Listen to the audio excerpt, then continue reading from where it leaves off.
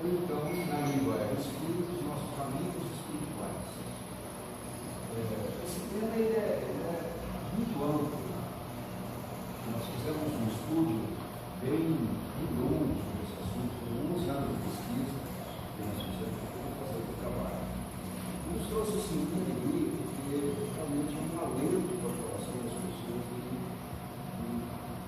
leem o livro.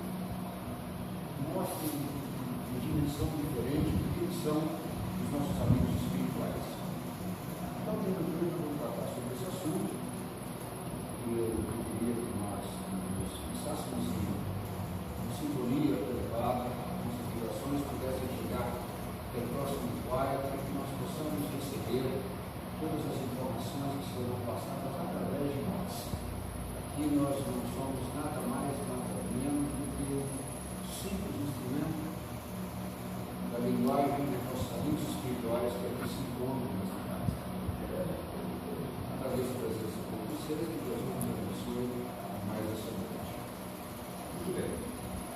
Quando nós fizemos o lançamento desse livro, foi até um caso muito polêmico. Tem três histórias muito interessantes sobre isso. No primeiro momento, nós fomos fazer, dentro desse livro, fazer a divulgação dele num encontro carismático. Aí nós conversamos com a pessoa, ela disse que a gente podia deixar o livro sem livro lá. Não tem problema, pode deixar o livro sem livro aqui. Nós levamos o livro para deixar também.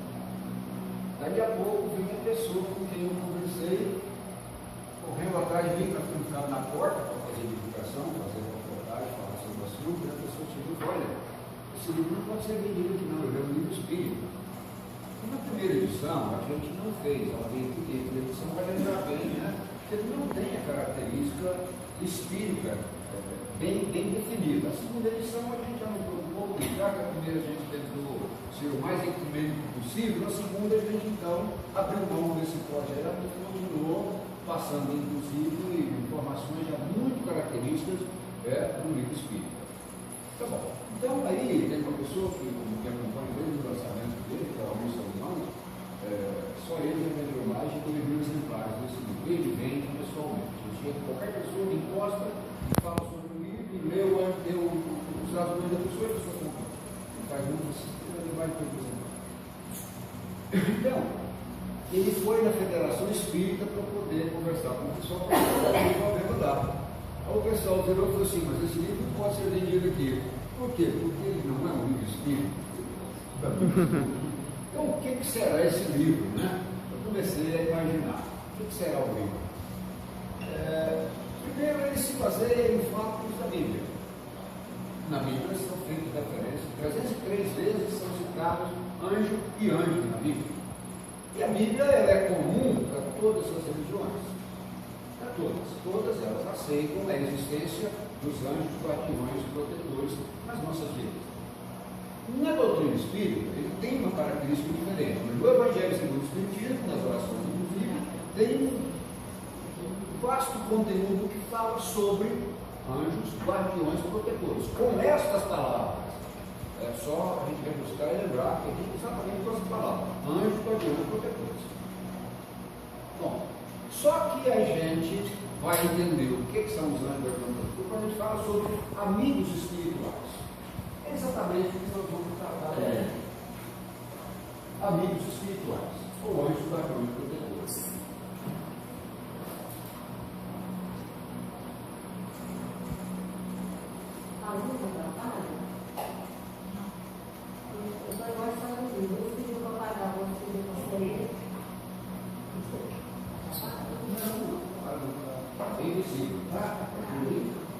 Muito bem.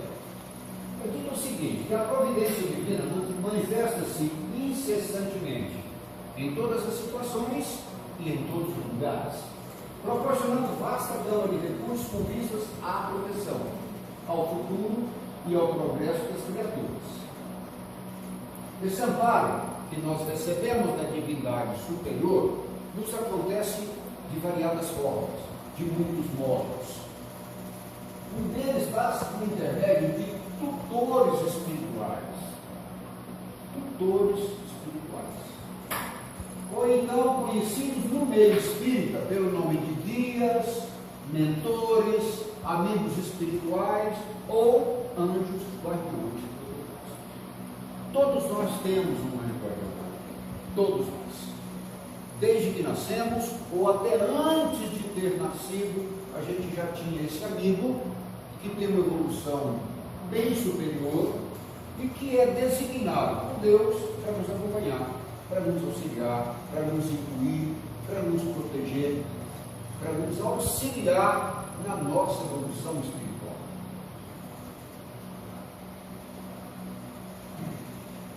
É grandiosa e sublime a doutrina dos guias espirituais, pois revela a providência, a bondade e a justiça do Criador para com os seus filhos.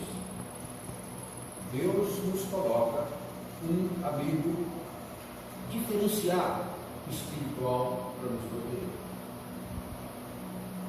provendo-nos de meios para o seu aperfeiçoamento e evolução. Então, é incumbência dele também nos auxiliar na nossa evolução espiritual. Se tal coisa não acontece, ou por acaso nós fracassamos na nossa evolução, eles se sentem responsáveis, porque a nossa evolução espiritual é da responsabilidade deles. Então eles se sentem responsabilizados pelo nosso fracasso na nossa evolução espiritual. Para efeito didático, Kardec, apenas para efeito de compreensão melhor, ele destacou, classificou os guias espirituais em 3 categorias. Ele chama de espíritos protetores, que são exatamente os nossos anjos guardiões, os nossos mentores espirituais, ou então os espíritos familiares, que é uma outra categoria, que são aqueles nossos parentes que já passaram por outro plano, que também nos ajudam, que também nos visível, que também nos auxiliam. E tem, por fim, os espíritos simpáticos. Essa simpatia aqui, ela acontece tanto para o lado positivo como para o lado negativo. Vai depender da minha manifestação, como é o meu comportamento para eu atrair a simpatia de alguém. Então são 3 categorias para a gente poder entender. Vejamos então os espíritos protetores. Quem são eles? O espírito protetor, o anjo guardião, é sempre um bom espírito, muito mais evoluído. Trata-se de um orientador principal e superior. Sua missão assemelha-se à de um pai para com os filhos, de um pai em relação aos filhos. A de orientar o seu protegido pela senda do meio. Ele quer nos orientar, nos intui as melhores coisas a fazer. Quer um exemplo disso? De repente você está para tomar uma determinada decisão que pode ser prejudicial para alguém. Então você escuta bem no fundo da sua mente, da sua memória, do seu íntimo, uma informação assim: não faça isso. É ele tentando te ajudar. É o instinto do bem que você carrega, agregando a informação que ele está te passando para você: não faça isso. É ele que está te avisando. Mas ele não pode interferir diretamente nas nossas vidas em função do respeito ao nosso livre arbítrio. Então ele não vai interferir diretamente. Nem Deus interfere diretamente. Imagina então o nosso arbítrio. Então ele serve também para ele nos faz caminhar pela senda do bem, auxiliá-lo com seus conselhos. Ele vai nos auxiliar com seus conselhos, com suas intuições boas, consola-nos em nossas aflições, levanta-nos o ânimo nas provas da vida. Veja bem a palavra que foi colocada ali: levanta-nos o ânimo. Isso significa dizer que não vai retirar da nossa vida os nossos problemas, as nossas dificuldades, porque são exatamente os nossos problemas e as nossas dificuldades que nos fazem evoluir espiritualmente. Nós precisamos dos problemas e das dificuldades para a gente superar e passar por elas. Então aí é onde ele entra, dando-nos o ânimo, dando-nos força. A gente jamais deve se dirigir ao nosso anjo protetor pedindo que afaste os problemas. Eles não vão ser afastados. Mas a gente pede: me dê forças para superar essa dificuldade. Me dê bom ânimo para superar esse obstáculo que agora se apresenta na minha vida. Então ele nos ajuda. Quando então você realmente, com aquela fé fervorosa que você tem, você consegue esse contato, essa sintonia com o seu anjo protetor, então ele te dá um bom ânimo. Aí o seu problema começa a diminuir de tamanho, diminuir de intensidade, diminuir a quantidade de preocupações que você tem em função do bom ânimo que ele te deu, da força que ele te deu. Os espíritos protetores não constituem seres privilegiados. Isso é muito interessante. Não são seres que foram criados por Deus já na plenitude do conhecimento e da sabedoria e da espiritualidade desenvolvida. Não foi assim. Eles, na verdade, são espíritos que chegaram à meta depois de terem percorrido a estrada do progresso. Ou seja, há milênios atrás, eles foram exatamente como nós. São seres que passaram justamente pela fase que nós passamos. E provavelmente, a gente diz, inclusive uma música no livro, até tem essa música, um dia todos nós seremos anjos. Quanto tempo vai demorar? Vai depender da evolução espiritual e do esforço de cada um de nós. Mas um dia todos nós seremos anjos. Então nós vamos também receber de Deus a incumbência de proteger alguém que está na estrada da evolução.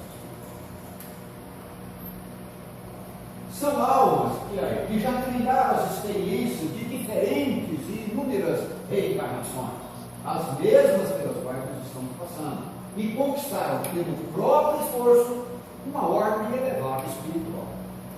Eu tive a graça de receber dezenas de cartas dos meus familiares que já passaram. E um dia eu resolvi pedir, no centro onde a gente recebe as psicografias, que o meu anjo se manifestasse. E foi muito interessante ele ver isso manifestou. Ele escreveu uma carta para mim. Aliás, já é a terceira que ele escreve. De vez em quando eu busco ele escreve. A última, aliás, ele deu um severo puxão de orelha, dizendo assim que parece que não estava acreditando no trabalho que ele estava desenvolvendo.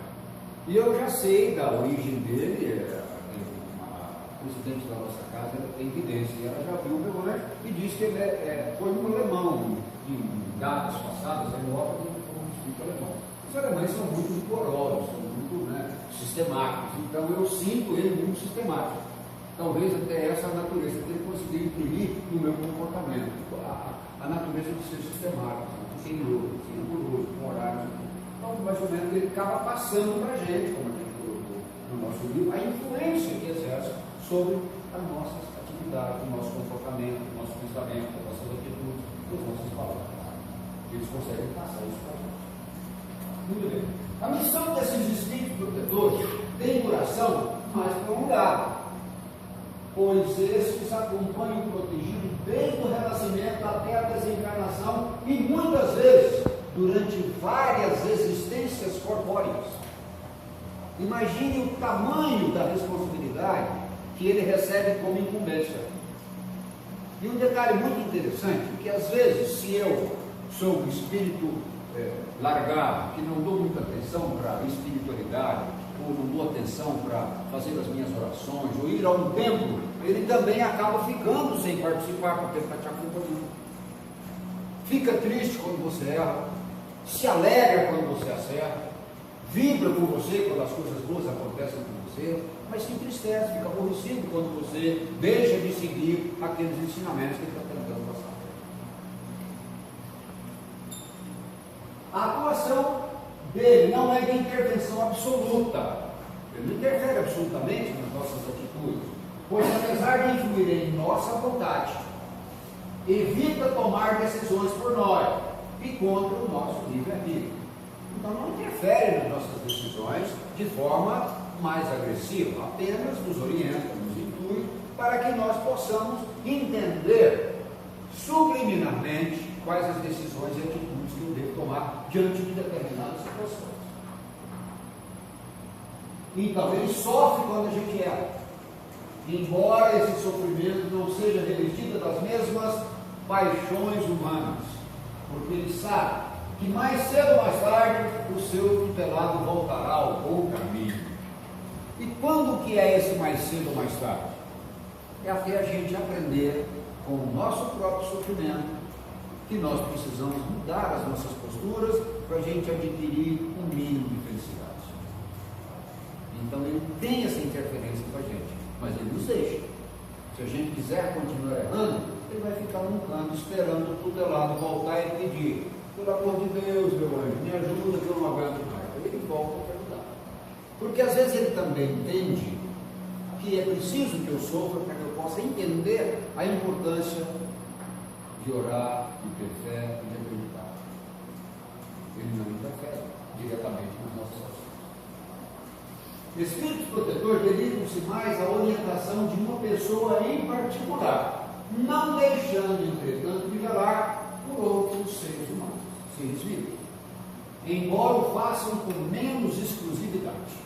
A gente no livro, inclusive, coloca isso, que protege várias pessoas, né, diante de determinadas circunstâncias que têm as mesmas características. Mas aqui ele vela, ele tem uma natureza específica, mas não exclusiva.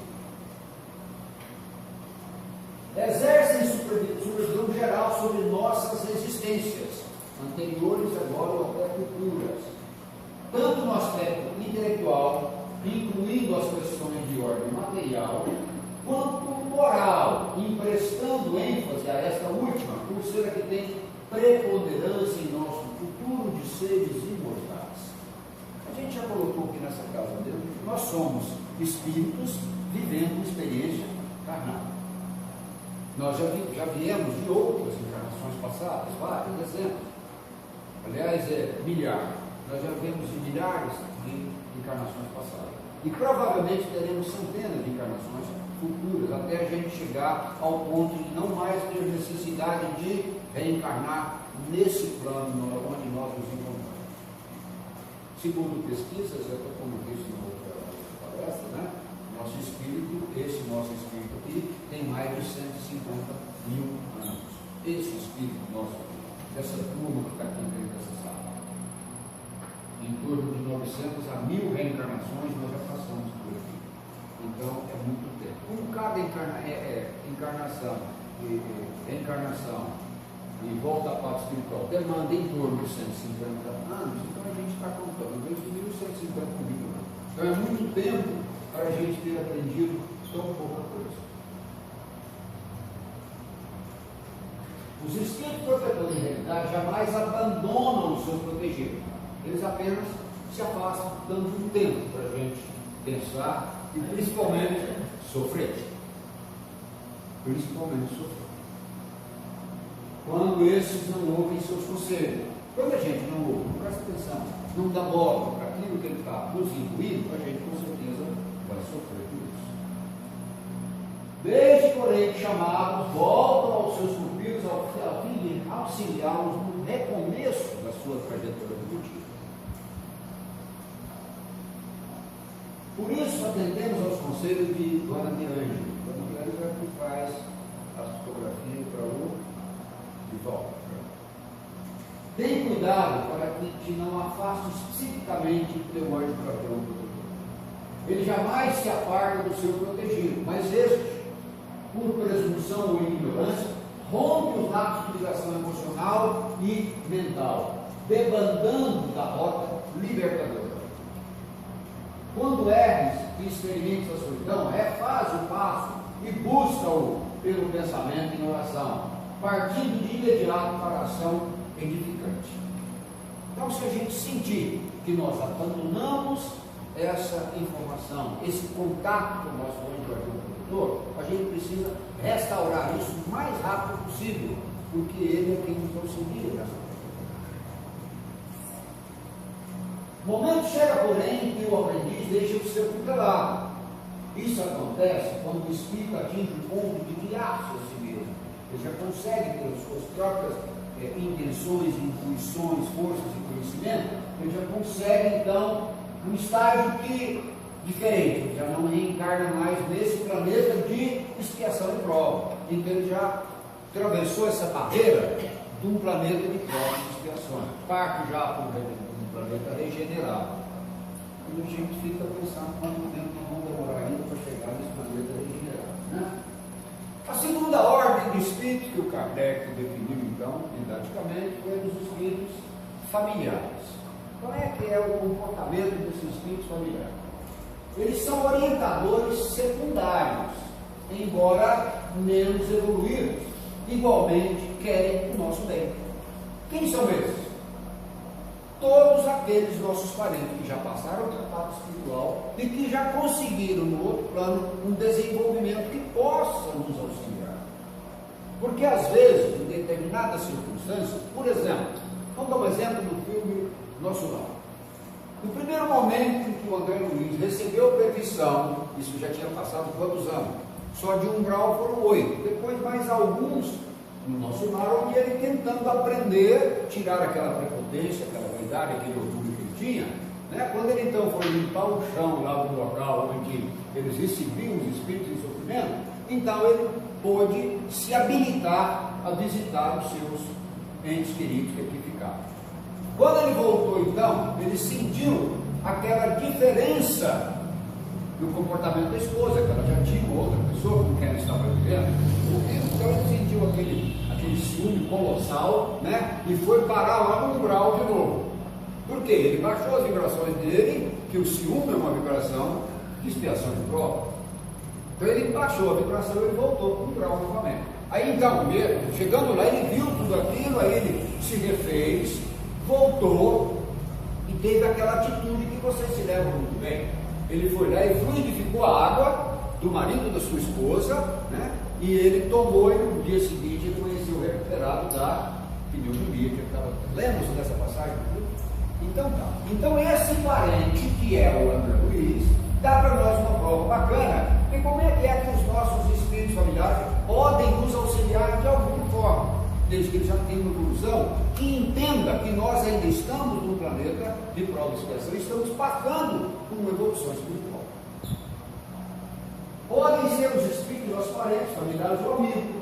Seu poder é limitado e sua missão é mais ou menos temporária junto ao protegido. Às vezes eles não recebem permissão para estar conosco por mais tempo que eles gostariam. Eles têm também de cuidar da sua evolução no outro plano. Eles ainda não estão preparados para ser um anjo guardião. Ocupam-se com particularidades da vida íntima do protegido. Olha o detalhe aqui. Só atuam por ordem ou permissão dos nossos mentores espirituais, dos nossos anjos guardiões protetores. Então, às vezes, eles buscam um parente nosso, que já está no outro plano, para nos auxiliar em um determinado assunto. Por exemplo, quando o socorrido está recalcitrante, não ouve os conselhos superiores ou apresenta um comportamento difícil, enigmático. Nessas hipóteses, o espírito familiar, por ter mais intimidade e vínculos sentimentais com o protegido, é aceito como colaborador, de modo a auxiliar na solução de problemas específicos. Um caso específico que aquele parente pode exercer uma determinada influência sobre o ser humano. Então, o parente pode auxiliar num determinado assunto relacionado ao casamento, relacionado a um comportamento profissional, a uma intriga com outro parente, por aí vai. Nas atividades profissionais, mesmo a tomar decisões importantes que envolvam o cumprimento da lei de causa e efeito, conforme a necessidade do atendido. Então, os nossos espíritos parentes podem também nos auxiliar. Eu, particularmente, tenho sim a presença constante do meu avô, com certeza, que vai levar todo por aqui, já confirmaram que assistem todas as palestras. A minha avó materna já também confessou em uma das cartas que ela mandou. Você já sente a nossa presença quando ele está perto de você. Então ele tem um comportamento que elas já entenderam por si a presença dele. E esse meu avô me acompanha muito. Ele participa de todas as palestras, está sempre junto. E por acaso ele foi um dos supervisores dessa casa aqui, né? Segundo a informação do amigo, parece até na própria fundação dessa casa espírita. A primeira espírita dele, então ele tem mais facilidade até de nos contatar. Esses espíritos simpáticos agora, é uma outra categoria de espíritos. Eles podem ser bons ou maus. Estou falando agora de espíritos simpáticos, bons ou maus, conforme a natureza das nossas qualidades morais e disposições íntimas. então a gente explica isso. Vai depender do meu comportamento, da minha evolução moral, para ver qual o tipo de espírito simpático eu vou atrair para a minha vida, para estar próximo de mim. Se eu tenho comportamentos não muito adequados, eu vou atrair espíritos que também não têm comportamento adequado. É por uma questão de afinidade, de simpatia, de coisas que, se eu gosto de beber muito, de fumar, de participar de farras e tudo, quem é que eu vou atrair? Espíritos do outro lado que também gostam disso. E eles vão me vampirizar no cigarro, bebida, na carne, e uma série de outros aspectos, vícios físicos que eu tenho. E nos meus vícios morais também. Se eu adoro fazer maledicência, praticar maledicência, fazer maldade com as outras pessoas, eu estou atraindo espíritos simpáticos que gostam desse tipo de atitude. Se eu rejeito esse tipo de atitude para o meu comportamento, eu vou atrair espíritos simpáticos que também pensam dessa forma. Então vejam bem como é que é interessante isso. Quanto mais eu caminho na direção do bem, todas as forças comungam para que eu continue no caminho do bem, porque eu atraio espíritos simpáticos, meus anjos protetores, meu anjo protetor, os espíritos parentes que eu tenho afinidade, para me auxiliarem naquele processo de evolução espiritual. E o contrário também é verdade. Quanto mais eu estiver caminhando para a lama, mais eu vou encontrar espíritos que vão me auxiliar nesse processo de ir para mais profundo da lama. Eles ligam-se a nós com uma certa semelhança de gostos, atitudes, comportamentos, pensamentos e de acordo com as nossas inclinações pessoais. O que eu faço é o que vai atrair a qualidade de vida. A duração de suas relações conosco, que também são temporárias, se acha subordinada a determinadas circunstâncias vinculada à persistência dos desejos e do comportamento de cada um. Se eu continuar persistindo na prática do mal, eu vou continuar atraindo esses espíritos que querem me auxiliar a ser muito pior. O contrário também é verdade. Se eu mudo meus comportamentos, as minhas atitudes, meus pensamentos, as minhas vontades na direção do bem, então esses bons espíritos vão continuar também do meu lado. Simpatizam-se com nossos ideais, com nossos projetos, procuram nos ajudar e muitas vezes tomam nossas dores contra nossos adversários. É muito interessante, eles tomam as dores, principalmente se for num processo vingativo. E esse processo não contam com a benevolência e o beneplácito do nosso espírito protetor. Eles não aceitam esse processo de vingança.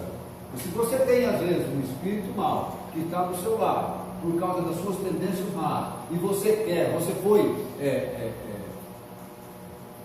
provocado por alguém te fez mal, ele vai lá e te ajuda na vingança. Mas a vingança não é um negócio interessante para ninguém. Mas ele te ajuda, ele gosta de você por causa das atitudes que você pratica, que também são simpáticas ao que ele quer. Estou falando isso para os espíritos maus. Obsessores, a gente atrai com o nosso comportamento. O amigo espiritual. Em síntese, muito importante isso daqui. Eu conheço muitos religiosos que falam assim: hoje Deus falou comigo. Não tem muitos que falam assim: hoje Deus falou comigo. Rapaz, olha, está mais do que um anjo, viu? Às vezes, dependendo da natureza do anjo, nem um anjo fala com Deus. É difícil chegar lá. Mas ele nos atende, ele não nos atende pessoalmente conforme os nossos caprichos. Deus tem muitas outras coisas muito mais importantes para fazer do que vir atender os nossos caprichos. Mas, por intermédio das suas leis imutáveis e de seus mensageiros, isto é, Deus auxilia as criaturas por intermédio das suas próprias criaturas.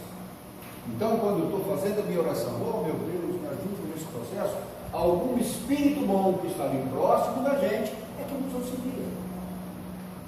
E esse crédito é de Deus, porque esses mensageiros estão a serviço de Deus. Então, nada de prepotência de falar diretamente com Deus, viu? Moisés fazia isso, mas ele fazia isso de jeito. Ele entrava dentro de uma barraca, ele tinha dentro disso, e lá ele falava com Deus. Ninguém mais entrava, só ele via Deus. Ele usou esse artifício porque ele precisava de provar para os seus protegidos, para os seus guiados daquela trajetória que eles fizeram, que era importante que ele dissesse para aquelas pessoas a palavra de Deus. Deus disse para mim isso hoje, então eu vou transmitir para vocês esse ensinamento. Muito bem? Não existe parcialidade nem privilégio nas leis divinas. Ou seja, cada um recebe de acordo com o seu merecimento e de conformidade com os seus próprios esforços. Uma simples peça. De repente você está com dificuldade em algum assunto, algum problema, então a gente se queda em prece, esquece tudo o que está nos acontecendo e fixa-se no nosso protetor. Então ele se aproxima de nós e nos auxilia. Muito interessante isso. Quanto maior essa sintonia que você tem com ele, mais rápido você encontra forças para resolver os seus problemas. Mas vamos a uma outra questão aqui muito interessante. Como é que nós nos lembramos desses nossos amigos espirituais? Que hora que nós nos lembramos? Só quando a gente está com problemas. Então a gente senta, oh meu Deus, oh Jesus, me ajuda. Quando você tem dificuldade. Então vem aquela questão assim, olha, aqui todos vocês me conhecem, né? Não seria difícil eu chegar para mim, vocês aqui e dizer, ô, presta R$1000 aí, mas na hora, tá aqui. Mas vamos dizer que tem uma pessoa aqui que não me conhece. Eu vou chegar para ele, você me presta R$1000, desculpa, mas eu não te conheço. Eu não sei nem se eu posso confiar em você. Assim também acontece do outro lado. Qual é a intimidade que eu tenho com Jesus e com o meu anjo protetor? Que tamanho que é a minha intimidade com ele? Que tamanho que é o meu crédito com ele? Para eu poder sentar, invocar a sua presença e ser atendido. Na hora que você realmente se transforma num cristão convicto, e você faz todos os dias um encontro marcado com os seus superiores espirituais, eles vão te aprender. Não, esse aqui eu conheço, esse é meu filho. Eu falo com ele todos os dias, ele conversa comigo. Então, nesse momento de aflição, eu posso trazer muito mais proteção, muito mais serenidade para a vida dele. A gente tem crédito. Aí eu conheço gente que não tem cadastro nenhum e quer tomar dinheiro emprestado do anjo. Não rola. O que eu chamo de cadastro? O que é um cadastro de uma pessoa física? Não é a qualidade que ele tem de pagar bem as suas contas? Como é que é o meu cadastro com a espiritualidade? Eu tenho feito coisas boas? Eu tenho participado com meus protetores das coisas boas que eu tenho? Dos bons momentos na minha vida? Então eu tenho crédito com eles. Na hora que a gente chama, ele nos atende. Não, ele vai corrigir. Eu preciso auxiliá-lo nesse processo. Eles se sentem na responsabilidade de fazer isso. Mas se eu não sou muito bonzinho, aí a coisa perde. Às vezes eu não consigo que isso seja feito com tanto imediatismo. E sabe o que interfere nesse processo? Não é nem que eles não queiram fazer, até tem vontade de nos auxiliar. Mas o que nos atrapalha é justamente a nossa vibração.